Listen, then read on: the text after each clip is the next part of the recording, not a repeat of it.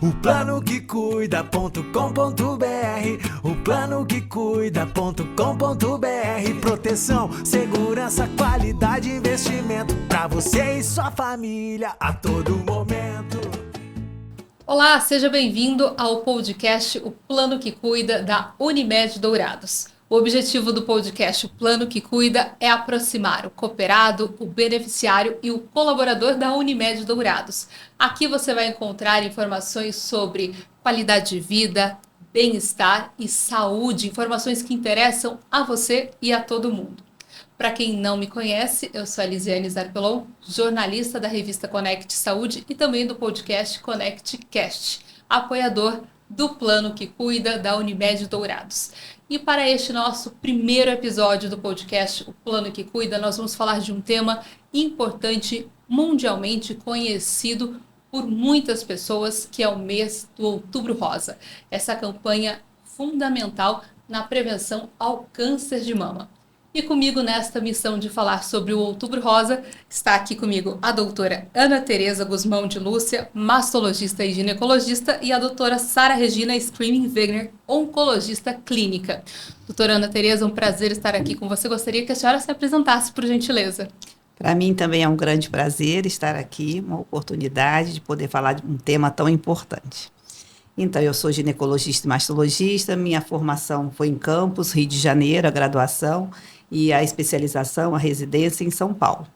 E há 28 anos estou aqui em Dourados, Mato Grosso do Sul, muito feliz, muito grata, né, pelo meu trabalho, pela família que aqui eu construí, e inclusive desse trabalho é muito intenso e muito gratificante no câncer de mama, não só no tratamento, né, diagnóstico e tratamento, que é o meu dia a dia no consultório, como também nessas campanhas que sempre existiram há muitos anos e desde a década de 90, 2000, que começou a ser incorporada nesse Outubro Rosa, onde todos falam a mesma linguagem. E a gente sente o quanto isso é positivo, o quanto isso estimula, o quanto isso esclarece, desmistifica e com isso faz com que as pacientes façam sim a sua prevenção, os seus exames de rotina e aí consigam o diagnóstico precoce. Perfeito, doutora. Doutora Sara, por gentileza, qual é a sua formação? Prazer imenso estar aqui nessa tarde. Eu sou oncologista clínica. Eu tive a minha formação, minha graduação em Cascavel, no Paraná. A minha primeira especialização foi no Rio Grande do Sul, em Caxias. E depois voltei para Cascavel para fazer oncologia e fiz oncogenética em São Paulo. Eu me considero uma oncologista douradense, no sentido de que eu tenho 10 anos de formação e 9 desses em Dourados. E como a doutora Ana falou, falar do Outubro Rosa, ele traz bastante satisfação, porque realmente nós acreditamos naquilo que a gente fala. Então, são estratégias, são vivências que são passadas nesses momentos de discussão que realmente impactam de uma forma muito substancial na chance de sobrevida e na melhoria dos cuidados das pacientes em geral. Perfeito. Para vocês, qual é a importância da campanha Outubro Rosa? A gente brinca e fala, cada mês do ano agora tem uma cor, né? Janeiro tal cor e tal, mas o Outubro Rosa, ele se destaca. Qual é a importância da gente parar um mês inteiro e falar sobre câncer de mama, doutora? Então, a principal é a alta incidência do câncer de mama em todo o mundo. É o câncer mais frequente que atinge a mulher. São esperados 2.300.000 casos novos da doença, todo ano, em novos casos. E de alta letalidade também, é o câncer que mais mata. E no Brasil também essa estatística, são esperados 74 mil novos casos da doença, segundo os dados do INCA, né, com cerca de 18 mil mortes por ano. Então, se a gente costuma falar, se a gente pegar só mulheres com câncer, né, quase um quarto vai ser de mama. Então, é muito frequente, a gente tem que falar muito. E às vezes eu me questionava, como é todo ano, né, quando passa muito rápido, quando a gente vê, a gente já está no Outubro Rosa de novo. Será que a gente está atingindo quem realmente precisa, né? Eu acho que tem uma parte da população que às vezes fica à parte, mas estudos mostram que sim, que nos meses de outubro, novembro e dezembro, aumenta substancialmente o número de mamografias em comparação aos outros meses. E é isso que precisa fazer, e até pensa-se em estender campanhas ou fazer mais vezes no ano para atingir esses números que são atingidos no mês de outubro. Doutora, a gente estava conversando antes de começar a nossa gravação que falar sobre câncer de mama muitas vezes gera medo nas pessoas, né? Gera uma certa aversão. Ter esse mês específico para a gente falar, desmistificar, é importante? É muito importante. E como a gente conversava antes, eu acho que, além de todas as estratégias de prevenção que ficam muito claras nesse mês, a gente consegue falar sobre outras estratégias que também impactam significativamente na redução de risco, como mudança de hábitos de vida, né, um estilo de vida mais saudável. E a grande importância desse mês, como a gente conversava, é tornar o câncer algo real, algo palpável, porque é um câncer muito prevalente. Então, diante dessa prevalência, ele tem que ser encarado como uma possibilidade, sim, mas uma possibilidade real. E se as pessoas conseguem entender ele como uma possibilidade real, não distante, a necessidade do autocuidado fica mais intrínseca, eu acho, fica mais factível de que possa ser aplicada. Então, é isso que a doutora Ana realmente falou. Todo ano a gente falando, todo ano a gente repetindo, sabe aquela história popular, água mole em pedra dura tanto bate? Então, essa é a intenção, ou seja, tornar realmente algo, poxa, se falam tanto, é porque realmente impacta, e impacta. A gente hoje consegue curar mais pessoas com essas estratégias de exames precoces que a doutora Ana falou. Falando em exame precoce, vamos falar de prevenção, né? Falar do início, o mês é focado nisso. Prevenção. Quais são as medidas mais importantes para as mulheres se prevenirem contra o câncer de mama? Por onde eu começo? Então, a gente podendo falar de prevenção primária, seria essa mudança no estilo de vida, como a Sara falou. Então, tem alguns fatores de risco que aumentam as chances de ter câncer de mama e outros cânceres, inclusive, que são relacionados ao nosso hábito, nosso estilo de vida. Então, um deles é o sedentarismo. Hoje o mundo está assim, né? Mais parado, sem se exercitar. Por isso que a gente bate muito nessa tecla. Tem até já estudos falando a tela é hoje o novo cigarro. Porque de tanto o cigarro não é o grande responsável por câncer de pulmão, então esse hábito de ficar parado, sem se movimentar, e a tela nos faz, a todos nós isso, está levando ao sedentarismo, que é um dos fatores de risco. Então, se mexer é uma maneira de prevenção. Aproveito até esse momento só para fazer uma breve pausa. Se você está ouvindo esse podcast, escute caminhando, escute correndo, se movimente, aproveite essa mensagem da doutora Ana Tereza e já se movimente. Como o podcast foi uma ótima ideia, né? Porque aí você pode caminhar, correr na esteira, na rua, ouvindo, né? Muito, muito bom mesmo. E os estudos, é claro, mostram que aqueles 150 minutos por semana, que é o suficiente, inclusive, para prevenir doenças cardiovasculares e outras doenças crônicas. Mas qualquer movimento, quer dizer, sair desse estado de sedentarismo, já mostra fator positivo. Evitar o sobrepeso e a obesidade também está relacionado a vários tipos de câncer, não só de mama, e também a várias outras doenças crônicas. Evitar o fumo e o álcool. A mulher hoje ela bebe muito mais do que antigamente, então também está relacionado que isso esteja aumentando. Não fazer uso indiscriminado de hormônios. Então, não é uma reposição hormonal correta, mas esse uso indiscriminado também pode estar relacionado. Amamentar mais, né? Quanto mais tempo é um fator protetor. Tem mais algum, Sara, nesses de prevenção do estilo de vida que está associado a uma redução de até 30% do risco para ter câncer de mama? A questão de alimentação, quando a gente fala em alimentação saudável, o que é alimentação saudável?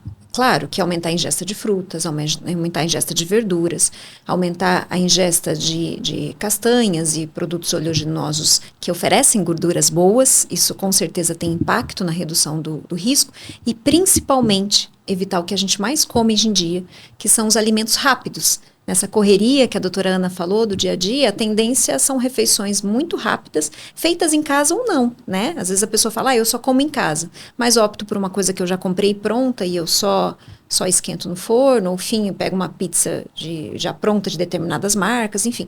Há uma tendência de que se tente agilizar o dia a dia às custas de uma piora da alimentação, uma piora nutricional. Isso tem um impacto muito substancial quando a gente fala não só de redução de risco de câncer de mama, mas de todas as doenças de uma forma geral. Ou seja, a saúde cobra seu preço. A gente pensa no hoje, mas esquece do futuro lá na frente, né? Porque a gente fica tão focado em cumprir nossas tarefas que esquece que a doença ela só está esperando a oportunidade. Então, são esses alimentos ultraprocessados, né, muito industrializados, de duração muito longa. Os muito adoçados estão muito relacionados. Então, evitar esse tipo de alimentos está ajudando a reduzir risco. Agora, focando nos exames. Autoexame, mamografia, fazer seus exames de rotina. É fundamental também. Não adianta eu ter hábitos saudáveis e fechar meus olhos e falar, não, minha parte eu já estou fazendo. Não é assim também, né, doutora? Então, faz parte desse autocuidado realizar esses exames, né? Aí a gente chama prevenção secundária, é descobrir cedo. Né, descobrir aquele câncer numa fase inicial. Se o câncer de mama é descoberto cedo, as chances de cura chegam a 95%. Além dos tratamentos também serem menos agressivos. Então, quanto antes, melhor. O melhor exame, o exame comprovadamente, para atingir esse diagnóstico precoce é a mamografia, chamada mamografia de rastreamento.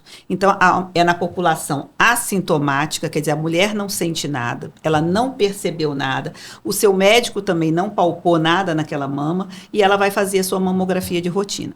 Se nessa mamografia for descoberta pequenas lesões e essa lesão for comprovado que é um câncer que está sendo descoberto no início. E aí essas chances de cura aumentam. É o único método que foi comprovado em reduzir a mortalidade por câncer. Então, a incidência por câncer só aumenta ano após ano, desde a década de 70. Mas a mortalidade nesses países em que o rastreamento é bem realizado, a mortalidade caiu. Então, tem mais gente com câncer, mas elas estão sendo curadas desse câncer, né? Aí o autoexame, ele é um exame que deve ser estimulado, sim, como autoconhecimento, a mulher conhecer as suas mamas, palpar suas mamas e estar atenta a qualquer anormalidade. Presença de nódulo na mama, nódulo na axila, alterações da coloração da pele da mama, retração ou da pele ou do bico do seio, abaulamentos, às vezes um aspecto de casca de laranja, todos esses, infelizmente, são sinais mais avançados da doença. Alguma secreção pelo bico do seio, então ela tem que estar atenta. E aí entra essa questão, né, Sara? A mamografia é o método para o diagnóstico precoce. O autoexame, ele não vai substituir de jeito nenhum, porque ele já está maior. Mas num país como o nosso, em que quase 60% são diagnosticados nessa fase mais avançada, a gente tem que estimular e estimular muito. Até recente, nesse congresso que eu tive na semana passada, eles estão ensinando algumas ações, né, lá no estado de São Paulo, a educar os agentes comunitários, os agentes de saúde, etc., a examinar mais as mamas, porque nós temos que intervir até nesse diagnóstico avançado que está no nosso país. Então, assim, a gente frisando que a mamografia é essencial para o diagnóstico, mas o autoexame também é valioso. Também é valioso, né, ainda doutora? mais no nosso meio. É importante a gente frisar isso, porque muitas vezes a mulher fala, não, deixa para mamografia, mas a importância da mulher em casa, se olhar no espelho, se tocar, se conhecer, até mesmo para ela perceber todos esses sintomas e se ela se conhece, quando vem uma alteração, ela percebe melhor. Então, e também ter as suas mamas examinadas pelo seu médico. Se não examinou, pede para ser examinada. Se ela notou alguma coisa e o exame veio normal, mas ela sentiu, examina de novo, eu estou sentindo diferença, vamos atrás daquilo ali, porque existe os cânceres de intervalo, que pode aparecer nos intervalos da mamografia, e geralmente são os agressivos, né, Sara? Existem falhas, o método não é um erro, mas a mamografia não é 100%, ela tem um índice de falso negativo, que aí pode ser complementado com ultrassom, que são as mamas densas, e várias outras situações. Então, o autoexame e o exame clínico, pelo médico, médico também é muito importante. A mamografia é essencial para esse diagnóstico precoce. Doutora Sara, idades. Com que idade a mulher deve procurar para fazer essa primeira mamografia, doutora? Isso também é variável, né? Então, alguns fatores, como presença ou não de câncer familiar, alteração ou não de determinadas mutações genéticas que possam ter sido herdadas, mudam drasticamente esse cenário de rastreamento. De uma forma geral, a Sociedade Brasileira de Mastologia recomenda o exame de rastreamento, sem levar em conta as particularidades de cada caso, então, assim, de uma forma geral, ampla, a partir de 40 anos, né? Mas é o que a doutora Ana falou. Então, uma coisa é aquilo que, teoricamente, é uma estratégia populacional. Outra coisa é o ser humano na forma individual. Então, aquela questão, cobre que você seja examinada. Cobre se você viu alguma alteração e você sabe que não está normal. Isso que ela colocou de alterações entre os exames, isso a gente sabe que é uma realidade no consultório. O paciente fez mamografia, estava normal, de repente passou, 3, 4, 6 meses, notou uma alteração e falou, não, mas a minha mamografia está normal, então não vou atrás. Ou outras, aquelas que realmente fizeram valer a sua identificação. Não, eu vi, tem alguma coisa estranha e eu vou correr atrás. Então, é isso que eu acho que faz a diferença, né? A tendência da mastologia, da oncologia hoje, é olhar para a mulher na sua forma individual. Então, a paciente também tem que se ver desse jeito, na sua forma individual. E essa detecção precoce, esse correr atrás, é fundamental para as chances de cura, não é mesmo, doutora? Exatamente. Então, assim, fazendo um compêndio aí de tudo que a gente falou, atividade física, alimentação, hábitos de vida fazem a prevenção no sentido dos fatores que estão ao nosso alcance de modificar. Que justamente o nome vem disso, fatores modificáveis, ou seja, cabe a mim modificar. Mas tem muita coisa que não está ao nosso alcance. Eu até brinco com os pacientes, você não consegue ir lá e consertar o buraco na camada de ozônio. Ou seja, é uma brincadeira, mas para entender que tem coisas que não estão ao nosso alcance. Então, o nosso corpo vai ser agredido de uma forma ou de outra. Ele sendo agredido, essa reparação dessa agressão que acontece no núcleo da nossa célula, você precisa descobrir isso da forma mais precoce possível. E aí entra os exames de imagem. Então, você fazer o exame, você não vai evitar que você tenha câncer, isso é uma coisa importante. Mas você vai descobrir, muitas vezes, em um estágio que a gente chama, assim, de uma forma mais leiga, de pré-cancerígeno, assim, para o paciente entender, ou se descobrir na forma invasiva, no seu estágio mais inicial. Isso tem impacto substancial na redução de mortalidade, como a doutora Ana falou, nas estratégias de tratamento. Então, vamos lá, vamos ao passo a passo para a gente guiar nossos ouvintes, nossas mulheres que estão aí falando, né, ou nos ouvindo. Fiz a mamografia. Foi encontrado algo suspeito. Qual o próximo passo? Então, ou fez a mamografia, apareceu uma suspeita, geralmente os colegas, né, encaminham para o mastologista, que é o médico que vai direcionar essa condução desse diagnóstico e tratamento, ou viu alguma alteração clínica e também realizou o exame. Então, esses exames de imagem, eles não vão dizer se é câncer ou não, eles vão colocar a suspeita, né? Então, se houve a suspeita, vai ser esse BIRADS 4 ou BIRADS 5, que é uma classificação universal dos exames de imagem de mama, e aí o próximo passo é a biópsia. Então, a biópsia ela pode ser feita com agulha fina ou com agulha grossa, de preferência com essa agulha grossa, que vai retirar material dessa lesão para estudo.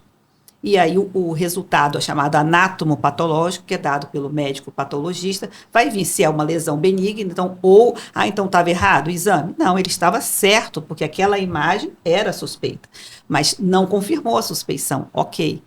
Veio maligno, aí a gente vai individualizar, como a Sara falou, os tumores de mama são diferentes. Então, aquela paciente que ela tem a idade, se ela está na pré-menopausa ou na pós-menopausa, e qual é o tipo de câncer dela. Então, é um exame imunohistoquímico, que é uma biologia molecular que faz daquela lesão, que vai dizer se os receptores são positivos ou não, o HER2, enfim, são vários fatores que vão orientar os próximos passos do tratamento. Então, e tudo isso, essa coleta desse material, dizer qual é o tipo de tumor, é muito importante. E também se faz também o estadiamento da doença, de acordo com o tamanho do tumor, se há envolvimento dos linfonodos na axila e também se há lesão em alguma outra parte do corpo, que são as metástases. Eu acho importante frisar, com tudo isso que a senhora falou, que não é um único profissional que está cuidando desse caso, né? Você falou, a porta de entrada, ginecologista, o exame de rotina. Na sequência, descobriu algo, está suspeito, mastologista, aí vai ter o patologista. Então, é uma série de profissionais que estão ali para olhar para a saúde daquela paciente, daquela mulher. E isso é muito importante, porque às vezes a paciente, a mulher, ela acha que... Ok, fui ao médico, fiz, né, me consultei com apenas um e é isso, acabou. Não, tem toda uma equipe por trás e cada um especialista na sua área para dar o seu melhor ali para aquela paciente. E aí eu venho com uma pergunta, né, a doutora Ana Tereza aqui pontuando, herança genética, porque a gente viu ali todos os exames, descobriu-se algo. A herança genética, né, a minha mãe teve, a minha avó teve, a minha tia, isso também é importante a paciente, a mulher, ficar atenta se tem todo esse histórico na família, né, doutora? Com certeza é importante. Então, a preocupação com relação ao câncer de mama, ela deve vir independente do histórico familiar. Todas as mulheres precisam se cuidar e rastrear, e ponto. No entanto, aquela que já tem na família casos que corroboram com uma maior suspeita, essa mulher precisa de um cuidado maior, né? Então, por exemplo, aquela pergunta que você fez no início, a questão de idade para fazer o rastreamento do câncer. Essa conotação familiar, ela vai implicar nisso também. Hoje a tendência, sem se conhecer nenhuma mutação específica, só pelo desenho da família, a gente já recomenda o rastreamento 10 anos antes, da paciente diagnosticada mais jovem naquela família. Então, por exemplo, se a mãe teve diagnóstico aos 40 anos, essa paciente começa aos 30, né? Então, isso impacta. E quem faz essa recomendação é justamente o profissional que está ali na linha de frente do rastreamento. Algumas pacientes, em especial, elas têm um padrão que a gente chama de padrão familiar de câncer de mama. Então, a gente vê gerações subsequentes com o diagnóstico da doença. Então, essa é uma paciente com certeza de risco e que demanda investigação adicional além da realização dos exames tradicionais de rastreamento. Quais são esses exames? Que exames podem ajudar essa mulher a descobrir, né, se ela realmente tem as chances de desenvolver o câncer de mama, como as outras mulheres de sua família? Eu falo sempre que o melhor exame nessa situação é a questão de você fazer uma avaliação detalhada da tua história familiar. Nós temos exames específicos, eu já vou falar um pouquinho sobre eles, mas existem algumas limitações frente aos exames. E se nós percebemos esse padrão sucessivo de câncer nas gerações, essa paciente tem que ser encarada como uma paciente de maior fator de risco, independente da realização dos exames. No entanto, essas pacientes em que a gente percebe isso, elas são pacientes que são elegíveis para que seja feita a investigação sobre predisposição hereditária ao câncer.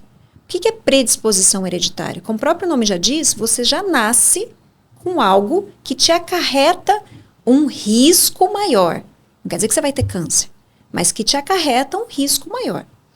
Então, é feito um exame, basicamente pode ser feito de qualquer célula do corpo. A gente faz da saliva ou do sangue, pela questão de acessibilidade, questão de conservação de materiais, questão de facilidade do teste. E nesses testes, você vai pegar uma amostra de um tecido saudável, como o sangue e a saliva, e vai identificar se há ou não uma mutação nos genes que são chamados oncogenes, ou seja, genes que são relacionados a um maior risco de câncer.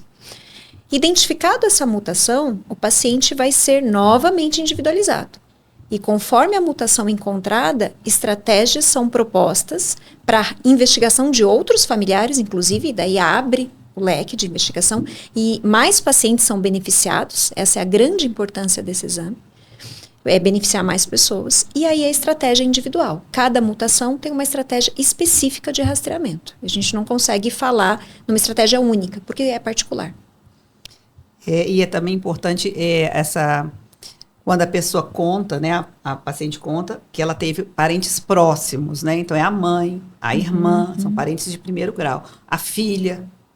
Já, como às vezes aconteceu de primeiro a filha manifestar o câncer de mama, né? Então, quando são parentes de primeiro grau, se essas pessoas tiveram câncer de mama mais cedo, então não é uma regra, é como a Sara falou, é para a gente ficar mais atenta que aquilo pode ter herdado essa mutação. Então, câncer de mama teve mais cedo, parentes de primeiro grau com câncer de mama e ou ovário, câncer de mama no homem, né?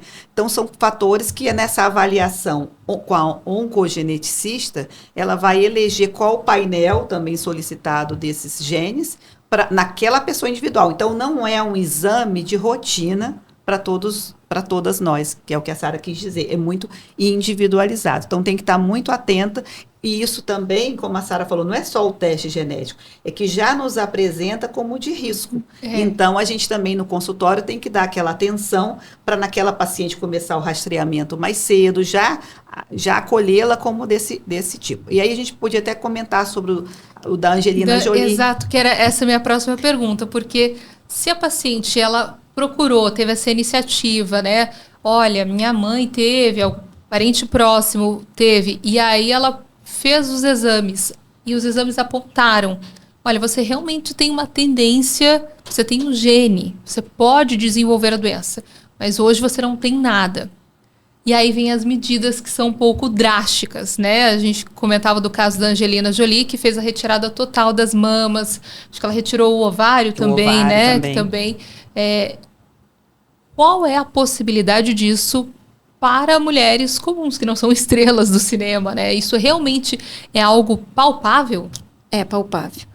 Então, assim, primeira coisa é desmistificar também com relação à Angelina Jolie o seguinte cenário. Não é todo mundo que vai ser identificado com uma determinada mutação que a estratégia vai ser a retirada das mamas, retirada do ovário, enfim.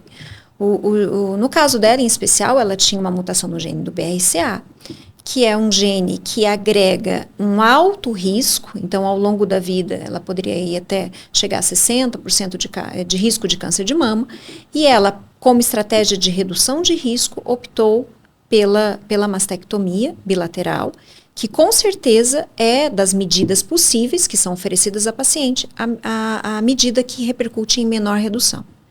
Nós temos outros genes que é possível fazer isso, que se é recomendado fazer isso, como, por exemplo, o PALB, em alguns casos o DP53, mas existem outros genes que são envolvidos também com relação ao maior risco de câncer de mama e que a estratégia eventualmente pode ser desde medicação até uma individualização do rastreamento.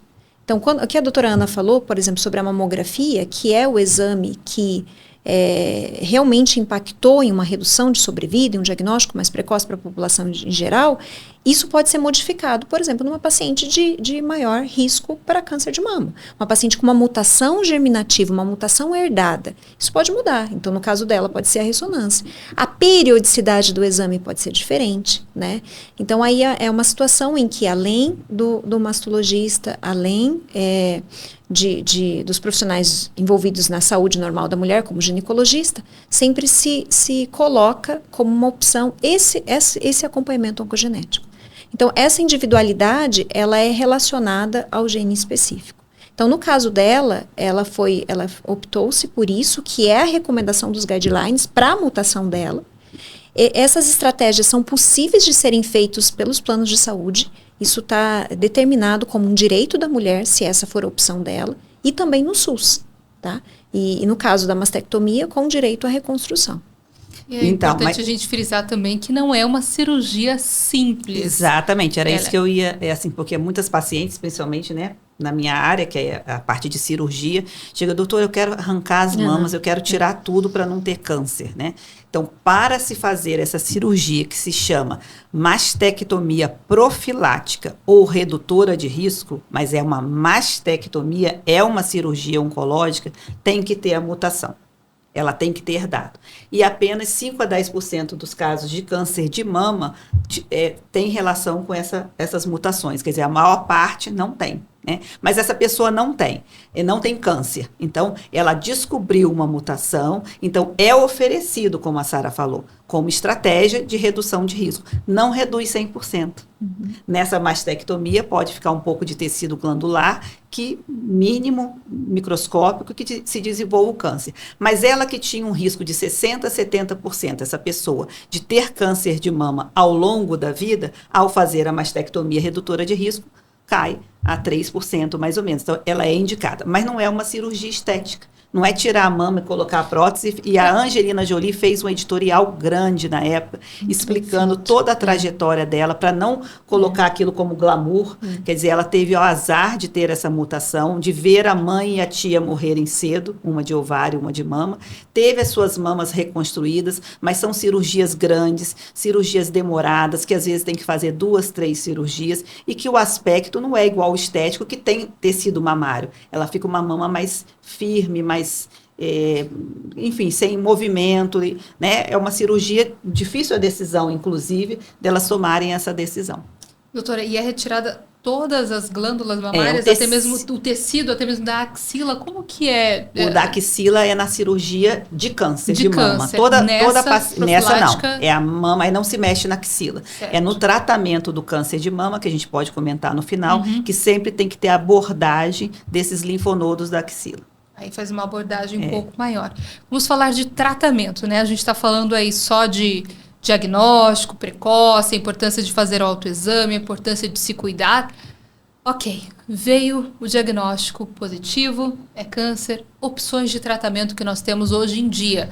Porque a gente vê antigamente, né, as pessoas viram às vezes as avós, pessoas mais velhas, sofrerem muito durante o tratamento.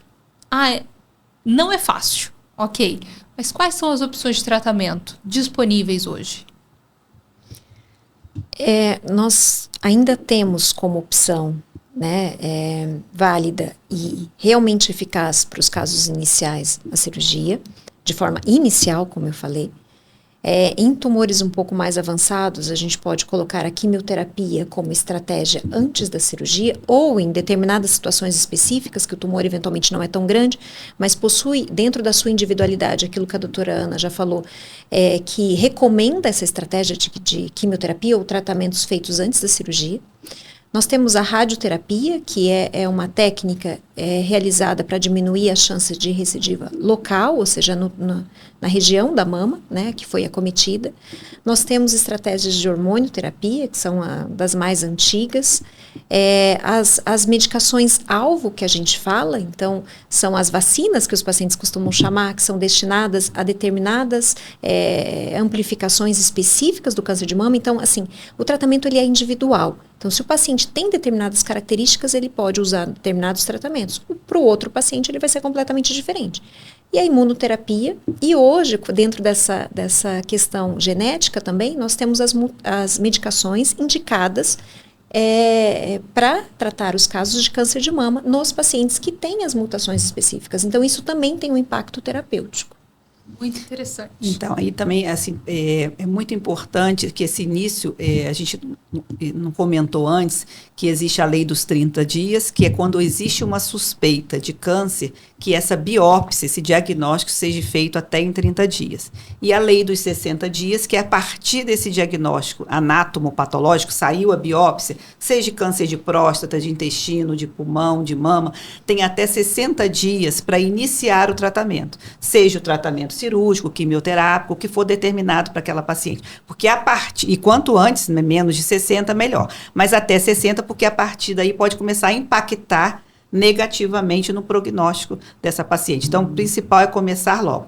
E essa equipe multidisciplinar, como a gente comentou no começo, então mastologista, oncologista clínico, radioterapeuta, que vão discutir, porque o tratamento é individualizado. Cada vez o tratamento é mais personalizado.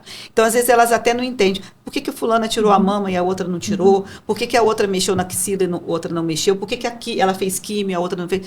Vai ser difícil entender. Então, é muito importante essa abordagem multidisciplinar, porque quando ela entende Como vai ser a jornada dela? Olha, o seu caso vai ser inicialmente cirurgia. E a cirurgia sua vai ser uma cirurgia, nós temos 2 tipos, conservadora e a mastectomia. A conservadora, retira-se uma parte da mama, chamada quadrantectomia, com margens de segurança que são avaliadas no intraoperatório, durante a cirurgia. O patologista vai na sala de cirurgia. A gente costuma falar, o patologista são os olhos do cirurgião. A gente tira, mas ele que avalia, o patologista avalia e nos diz se as margens estão boas ou se a gente precisa tirar mais alguma coisa ali, na hora. E a cirurgia de mastectomia, que retira a mama inteira. O porquê que a gente define isso não é querer ou não. Eu quero tirar a mama ou não quero tirar a mama. É o tamanho do tumor, a proporção tamanho do tumor mama. Se o tumor às vezes é pequeno, mas é multifocal, tem vários lugares da mama, não dá para preservar. E nesses 2 tratamentos cirúrgicos, avalia também a axila. Se o tumor já caminhou para esses linfonodos axilares, que são os gânglios linfáticos, ou não. E também essa abordagem é durante a cirurgia. Antigamente, eu sou antiga, né? Nós fazíamos o esvaziamento axilar sistematicamente em todas as pacientes com câncer de mama. Seja ele pequeno, seja ele grande, elas tinham esses linfonodos removidos, para saber depois se estava comprometido. E aí veio essa biópsia do linfonodo em sentinela. Então, os linfonodos, vamos equiparar que fossem todos, é o nosso sistema de defesa, né? Como se fossem todos soldados. E os sentinelas são aqueles que ficam na porta.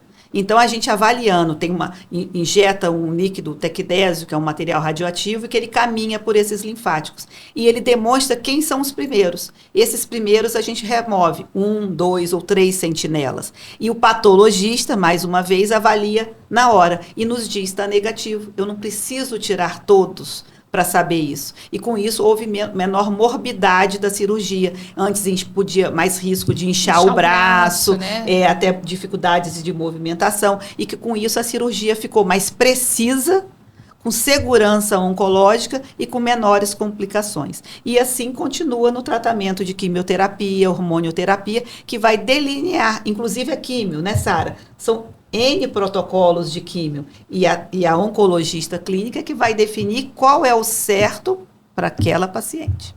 Falando em efeitos colaterais, né? Porque tudo isso são tratamentos, e cada tratamento eu imagino que tem um efeito, né, colateral. Quais são os efeitos? O que a mulher que está enfrentando câncer de mama, está em tratamento, ela pode esperar de efeito colateral? Sabe que isso é uma coisa que também nos traz satisfação do ponto de vista de trabalho, porque a oncologia, a mastologia, a medicina de uma forma geral, ela evoluiu nas estratégias de diagnóstico, nas estratégias de tratamento, mas também na estratégia de autocuidado. Então, hoje, dentro de efeitos colaterais, de uma forma geral, claro que é individual. Cada químio tem um efeito colateral específico. Tem químio que cai o cabelo, tem químio que não cai o cabelo, tem químio que dá mais náuseas, vômitos, tem químio que dá mais diarreia, tem químio que dá ferida, descamação nas mãos, enfim, é variável. Mas hoje a gente consegue garantir um cuidado maior. Então, as medicações, elas entram de uma forma profilática, quando a incidência do efeito colateral é alta, ou de uso, se necessário, se precisar. E os preparos, ou seja, aquilo que a pessoa não chega lá para fazer uma quimioterapia, dá o braço, funciona e faz a quimio, não. É feito todo um preparo, todo um cuidado, para justamente já minimizar os efeitos colaterais na hora, e algumas medicações conseguem ter efeito sustentado, pulando essa parte, esse período de maior incidência do efeito colateral. E assim, falando do ponto de vista de saúde de mulher, a gente conseguiu evoluir até nas questões estéticas, assim. Então, hoje, por exemplo, nós temos grandes indústrias farmacêuticas que têm se atentado para o desenvolvimento de bons produtos oncológicos, sabe? Que podem ser usados. Então, o produto oncológico vai ser usado durante a quimioterapia, esse produto dermatológico, ele tem que ter algum cuidado, sabe? Na sua elaboração, a questão de cheiro, para não dar náusea, alguns produtos que precisam ser retirados, que podem ser mais irritativos para a pele. Então, a gente também tem isso. Né? Então, a melhoria dos efeitos colaterais se deve na melhor qualidade da medicação, o melhor preparo e a melhor equipe de suporte, né? Com isso a gente consegue oferecer para o paciente o melhor cuidado. E da touca de resfriamento também. Isso que é a questão da queda do cabelo, porque a mulher ela já está extremamente fragilizada num momento delicado, em tratamento, e aí vem a questão da autoestima, né, a queda do cabelo. Mas existem aquelas toucas que resfriam, né, que permitem que a químio não chegue de forma bem leiga, que a químio não chegue na raiz do cabelo. É isso, doutora? O cuidado para queda de cabelo, ele começa já no preparo da paciente para o tratamento. Então, hoje a gente já faz um preparo com o uso da biotina, por exemplo, que precede o início do tratamento, para tentar fazer esse fortalecimento do folículo capilar. A orientação de qual o shampoo que pode ser usado, como que a questão de químicas específicas que podem ou não ser usados, e a touca, ela entra na hora da infusão da quimioterapia. Então, ela tem uma eficácia variável, dependendo do protocolo a ser utilizado.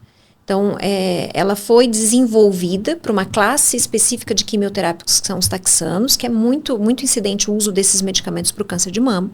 E nesses casos, a eficácia dela é altíssima. Não é 100%, né? Qual que é o princípio? Da forma leiga que você explicou é justamente isso. A gente tende a fazer uma vasoconstrição dos vasos que irrigam aquela raiz, aquele bulbo capilar, diminuindo a circulação do quimioterápico para aquele local específico, e com isso diminuindo a toxicidade da quimioterapia no folículo capilar. A gente começa com o protocolo fazendo um pouquinho antes da quimio, durante toda a quimioterapia e se estendendo um determinado período, varia de cada quimioterápico, pós a infusão do quimioterápico. Então, realmente ela veio para revolucionar, porque em alguns casos nós conseguimos resultados muito satisfatórios, né? E não diminui a eficácia de químio, que as pessoas às vezes têm medo. Ah, mas vai diminuir se eu tiver um tumor no couro cabeludo, se eu tiver um tumor na cabeça. Ela é comprovado que ela não altera a eficácia. Existem situações onde ela não é indicada, mas nos casos que tem correta indicação, ela não diminui a eficácia. E é muito importante, né, Lisiane, a gente trazer isso para as pessoas, porque realmente parece uma futilidade, não é. Faz parte, sim, da vaidade. E também fica aquele estigma de que eu estou com câncer de mama, quem está sem o cabelo, né? Algumas pacientes, e o tratamento quimioterápico é muito frequente no câncer de mama, então a quantidade de pacientes que vão necessitar de químio, que vão ter a perda do cabelo é muito grande. Aquelas menos pacientes, uma quantidade menor, que não fazem a químio, muitas até comentam, ninguém nem sabe que às vezes eu tive, porque ela fez uma cirurgia. Fez a rádio, vai lá no aparelho, ninguém sabe que ela está indo, ou ela também não tem sintomas, a vida continua muito normal. Não que com a químio não continue. Mas muitas comentam que elas querem continuar a vida. Elas estão fazendo químio, mas elas querem viver.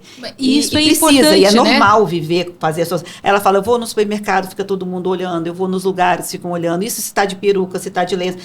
Claro que umas vão tirar isso mais de letra, outras menos. Quando elas depois olharem para trás, elas vão ver que elas passaram bem, mas são um certo desconforto, uma certa situação que a gente tem que ter esse olhar, e a touca veio para ajudar.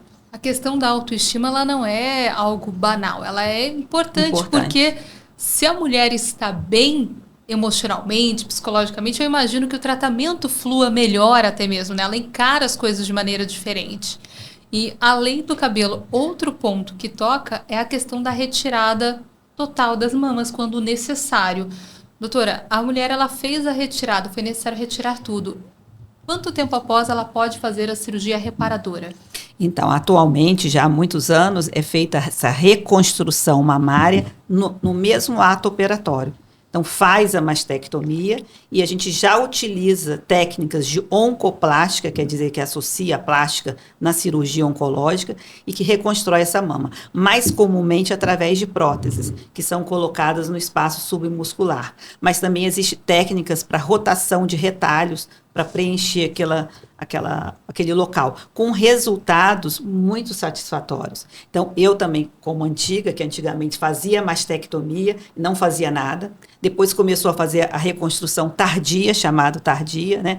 E elas se sentiam muito mutiladas, sim. E hoje em dia, não. Elas saem com a mama reconstruída, às vezes com expansores também, fazem isso em várias etapas, e inclusive, Lisiane, com a simetrização da mama oposta, porque ao fazer essa mastectomia, essa reconstrução, essa mama ganhou um formato diferente. E a outra está naquele formato normal, até mais caído, e aí faz também essa simetrização no mesmo dia ou num outro tempo operatório, com resultados muito satisfatórios. É a questão do bico do seio, porque ele é retirado também, né, Nem doutora? sempre. Nem sempre. Então, tem a adenectomia, que a gente faz a mastectomia toda por dentro, tudo isso é a individualização. Essa é possível, não é a Ana Tereza querer ou não, é possível preservar o CAP, que é o complexo areolo-papilar, essa região da areola e da papila, sem comprometimento oncológico, quer dizer, com segurança oncológica, deixei. E naquelas que a gente retira essa areola e papila, aí ela ficou só com a cicatriz e a montagem da mama. Aí ela pode fazer o enxerto daquela região, refazer essa, mas o que é mais comum é a tatuagem, e fica com resultados muito ótimos. Bom, muito mas bom. É excelente, com aquela coloraçãozinha, sabe? Igualzinho da areola. Tatuagem normal. Normal, imitando a areola. E existe também, eu também acho incrível, uns adesivos. Enquanto ela não faz isso, porque aí às vezes ela tem que voltar para o tratamento quimioterápico, tem a radioterapia, tem que aguardar. Tem uns adesivos, como esses adesivos que elas usam... De fake tatuagem mesmo? Não, que vocês usam como fosse no lugar do sutiã, só para cobrir, redondinho, sim. Eu quero falar assim, que é redondinho, só que com a coloração e molinho, igual fosse areola. Então, na frente de um filho, de uma filha, né, crianças, do marido, é muito parecido, né, os adesivos também. Então, como tem recursos hoje para a mulher, enquanto ela não faz essa pigmentação, chama pigmentação, que é a definitiva, e fica muito bom. Excelente. Falando de autoestima, que nada mais é do que o apoio emocional para essa mulher que está em tratamento contra o câncer, o apoio de amigos e familiares também é fundamental, né? Que todos se voltem para essa atenção, para esse cuidado, para esse olhar diferenciado, porque é um momento de muita fragilidade, né? Fragilidade e força, né? Porque onde tem a fragilidade, a força também tem espaço. Eu acho que entender a necessidade daquela pessoa que está na sua frente. Porque isso também varia. Não existe uma fórmula mágica. Diga essa frase que a sua esposa, que a sua filha, que a sua mãe vai ficar feliz. E essa é uma coisa que eu gosto de fazer no consultório, é de ouvir a paciente e que ela coloque para mim as angústias frente à sua nova composição ali, corporal, sobre as questões familiares, sobre a questão de suporte, e muda de uma pessoa para uma pessoa, sabe? As necessidades de uma não necessariamente são as necessidades do outro. O que acaba sendo um consenso entre a maioria das mulheres é que todas elas querem apoio. Todas elas querem um aconchego. Elas podem mudar nessas particularidades, enfim, mas a necessidade, pelo menos, de se sentir amada, de se sentir cuidada, de se sentir importante, isso todas querem, né? Então, enfim, tem umas que preferem que o acompanhante vá junto, e se essa é uma necessidade, vá junto. Né? Tem muitas pacientes que são diagnosticadas com câncer e realmente são abandonadas ali. Vão nas consultas sozinhas, fazem as químios sozinhas, passam mal em casa sozinha. Então, enfim, isso é uma coisa que precisa ser modificado. Porque às vezes as pessoas, não é que falta amor, às vezes o amor é visto de um outro espectro. Então, eu amo aquela pessoa, então eu sofro de vê-la sofrer. Mas a gente precisa entender que o nosso sofrimento não é maior que o dela. Então, que há uma importância muito grande de ser proativo, de ser presente. E frases que a maioria das pacientes acabam se sentindo machucadas, vindo às vezes até de quem ama, também são muito frequentes. Frases do tipo, você precisa ser forte. Ela sabe que ela está sendo forte. Ela sabe o quão difícil está sendo para ela, sabe? Ou você precisa comer, ou você precisa... O você precisa, ele traz uma conotação... Uma imposição, Isso, uma ordem. E só ela sabe o que ela está sentindo. Então, às vezes, trocar a frase. O que eu preciso fazer para que você se sinta melhor? O que eu preciso fazer para que você continue a ser forte? Então, reconhecer isso.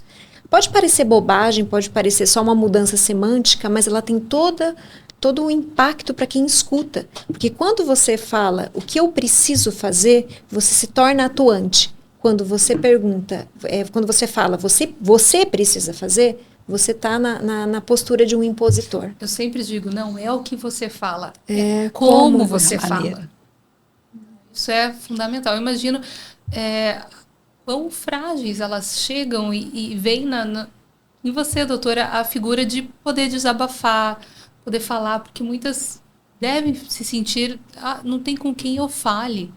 Também existem grupos de apoio, né? Redes de apoio de mulheres que já enfrentaram, e eu acho que o Outubro Rosa aproxima esse público de quem já enfrentou e de quem está enfrentando, né? Isso é importante também, né, doutora? Então, muito. Essa rede de apoio seria isso, os familiares mais próximos, os familiares, os amigos mais próximos e essa equipe multidisciplinar. Então, ela sabendo que ela tem com quem contar, o mastologista, o oncologista, que eles conversam, que estão discutindo, que estão explicando cada passo, porque ela recebe aquele diagnóstico, a primeira coisa que vem na cabeça é como uma sentença de morte, eu vou morrer. E não é isso, é até ela entender que aquilo é uma doença, que vai passar por toda essa trajetória, como vai ser cada passo a passo, ela vai se fortalecendo. E o familiar tem, e assim, é bom que, se tenha, não precisa, mas é bom que ele participe, para também ele não desmoronar, porque muitas vezes a gente vê os familiares mais fragilizados, transtornados, achando que vou perder minha esposa, vou perder minha mãe, né? Vou perder minha filha, o câncer de mama na jovem, e eles, é melhor que eles sejam fortes, entendam, e dê esse apoio. Eu estou aqui, porque você precisar, estamos juntos. E nós, da equipe multidisciplinar, também estamos todos juntos. A psicóloga tem e também a rede de apoio, como você comentou, faz parte também, essas outras mulheres que já tiveram câncer de mama, que ao contar a sua experiência, traz esse fortalecimento. E outro ponto também, que às vezes a gente vê, que cada caso é um caso, né? Cada uma sofre de uma maneira. Às vezes são críticas que a pessoa recebe, ouve, né? Aquela ali é mal amada, ela é depressiva, ela não é grata, ela não é isso, ou ela nunca, sabe? Querendo então culpabilizando que pior ainda. Mas também ela não se cuida, né? Olha também isso. Fumou a vida inteira? Sedentária, desse jeito? Não são coisas que não se deve. Não se fala ainda isso, mais nesse momento, né? Falar isso. E falam, também assim, eu comento assim, ou então de uma outra forma. Mas ela é uma pessoa tão boa, ela faz tudo tão certinho. Ou fala até para a pessoa, sabe? Então, a gente pensar, ter empatia, não é hora de julgamento. Eu estou aqui. Se precisar de mim, né, o que você precisar, eu vou te ajudar, vou te levar para fazer um exame, acompanhar na quimioterapia, nos tratamentos, mas sem esse julgamento, com palavras positivas. E outras também, Sara, acho que você vê sobre isso também, que elas até comentam, às vezes são mulheres muito fortes, que sempre, a maioria são, né, faz tudo por todos, da família, do trabalho, com as amigas, por ela mesma e tal, e não sabe nem ser cuidada. E muitas comentam isso, com o câncer de mama, eu me deixei cuidar. Tão bom isso, né? Eu me coloquei no outro lugar, eu me permiti isso do outro me cuidar, seja a irmã, a mãe, o marido, né, os filhos. Então, como que pode trazer até grandes descobertas, né, pessoais? Eu já tive situações na prática que pode parecer com uma conotação ruim, como assim o lado bom do câncer. Câncer não tem lado bom, mas algumas modificações que às vezes acontecem, como essa que a doutora Ana citou, transformam a paciente. Então, muitas pacientes, quando se deparam com algo que defina uma finitude, porque o câncer faz isso, ele coloca você num trilho, e de repente você fica pensando, meu Deus, é nessa estação que eu vou descer? Então você se depara com a finitude da vida. E muitas pacientes, quando descobrem isso, elas se modificam. Começam, eventualmente, a valorizar mais determinadas situações, valorizar mais o que realmente faz diferença na vida, né? Porque às vezes a gente fica se preocupando com coisas tão bobas. Pequenas, né? Esse grupo de amigos que a doutora Ana falou, essa rede de apoio informal, que são pacientes que se unem com o propósito de uma ajudar a outra, muitas pacientes descobriram grandes amigos, né? Muitas pacientes descobriram, inclusive, grandes paixões aí, né? Porque às vezes tem grupos grupos mistos, variados. Então, e muitas pacientes descobriram, inclusive, que eram amadas. Esse é outro ponto. Porque a gente tem pacientes que realmente foram mais cuidadas, se permitiram cuidar, e através do cuidado foi demonstrada essa questão do amor. Até então ela, né, mantinha aquele muro ali na frente. Tem muito ainda para a gente falar, mas eu gostaria de fazer um bate-papo agora rápido com vocês sobre mitos e verdades. A gente falou bastante, temos muitas informações aí valiosas, mas tem algumas pontuais. Então vamos começar o nosso mito ou verdade, tentar responder de forma mais sucinta. O câncer de mama só afeta quem tem histórico familiar? Mito ou verdade, doutora? Mito. Mito vai afetar até 10%, né, da população feminina de uma forma geral. Quem tem história familiar precisa ficar mais atento. Quem faz o autoexame não precisa fazer mamografia? Mito ou verdade, doutora? Mito. O autoexame, como a gente falou, é muito importante para esse autoconhecimento e se perceber alguma coisa, procurar o médico, mas a mamografia que pode diagnosticar precocemente. Todo caroço no seio é câncer de mama, doutora? Não. Muitos nódulos são benignos, inclusive até a maioria. Só essa avaliação com os exames de imagem e biópsia é que vai determinar se aquele nódulo é benigno ou maligno. Mulheres mais velhas têm mais chance de desenvolver o câncer de mama? Mito ou verdade? Verdade. Seja relacionado às mutações genéticas, seja não relacionado. Usar sutiã apertado pode causar câncer de mama? Mito ou verdade? Mito. Não pode e nem assistir. Inclusive a gente ouve, né? Se ele é de bojo, sem bojo, com aro, sem aro, se é dormir de sutiã é que provoca, hein? Não, é mito. Durma de sutiã se quiser, não use nenhum sutiã nem de dia e de noite se quiser, mas não tem relação com câncer de mama. Antitranspirantes, desodorante, podem causar câncer de mama? Mito ou verdade? Mito. Isso vem de uma história sobre alterações que podem surgir no nosso corpo relacionadas a determinados agentes, como, por exemplo, o alumínio. Mas na medicina a gente precisa provar o que a gente fala. E nenhum estudo clínico provou isso. Perfeito. Amamentar protege contra o câncer de mama? Mito ou verdade? Verdade. Protege e quanto maior for o tempo de amamentação.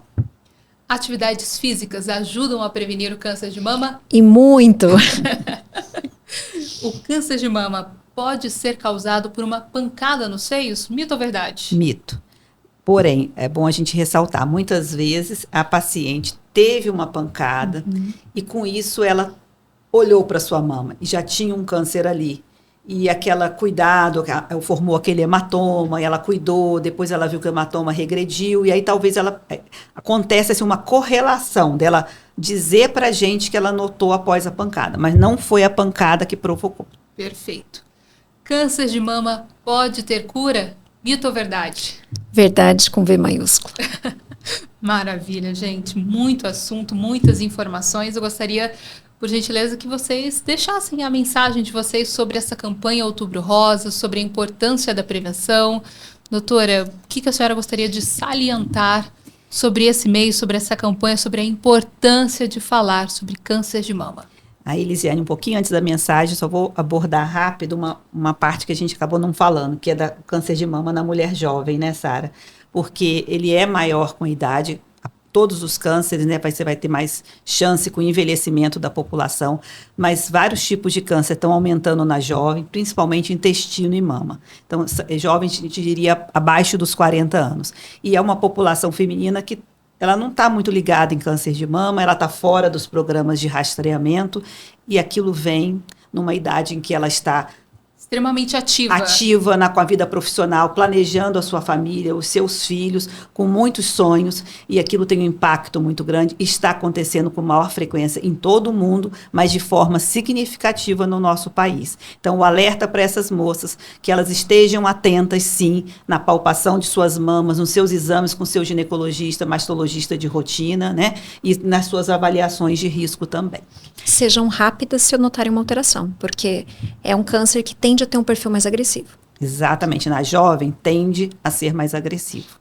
E a mensagem é dizer isso, que o Outubro Rosa é isso, é a gente estar junto, todos juntos, falando da mesma coisa, propagando essas informações corretas, estimulando uma a outra no autocuidado, a realizar os seus exames de rotina, a ter um estilo de vida mais saudável. E essa mensagem, acho que o Outubro Rosa é muito mais do que só falar de câncer, é falar de vida, é falar de amor, de solidariedade. E para buscar a vida, você precisa combater aquilo que te agrega risco de morte. Então, a gente precisa entender o câncer como algo que está presente, tem aumento de incidência e que precisa ser combatido. E só vai ser combatido através das estratégias corretas. Então, não deixa de fazer seu exame, não deixa de procurar seu médico, não deixa de voltar a sua vida para o seu cuidado. Excelente. Nossa, a gente podia ficar mais horas e horas aqui batendo papo. Tem muito assunto ainda a ser falado, mas agradeço imensamente a disponibilidade de vocês de estar aqui falando sobre esse tema tão importante e que essa nossa mensagem, esse nosso bate-papo chegue a quem precisa. Então, muito obrigada pela participação de vocês. Obrigada a Foi você. um imenso prazer. E se você gostou, se esse assunto te interessou, te tocou de alguma forma, compartilhe o podcast O Plano que Cuida com as pessoas mais próximas e ajude nessa campanha do Outubro Rosa. Às vezes o compartilhamento dessa mensagem é a sua forma de ajudar. E quem precisa vai estar recebendo essa mensagem tão importante. E o podcast Plano que Cuida da Unimed Dourados está disponível nas redes sociais da Unimed Dourados e também nas plataformas de streaming. Para mim foi um prazer estar aqui com vocês e até a próxima. O plano que cuida.com.br, o plano que cuida.com.br. Proteção, segurança, qualidade, investimento pra você e sua família a todo momento. Com a Unimed Dourados, você, sua família e sua empresa podem contar com mais de 460 médicos e uma rede de hospitais, laboratórios, clínicas e centros diagnósticos. Acesse O plano que cuida.com.br.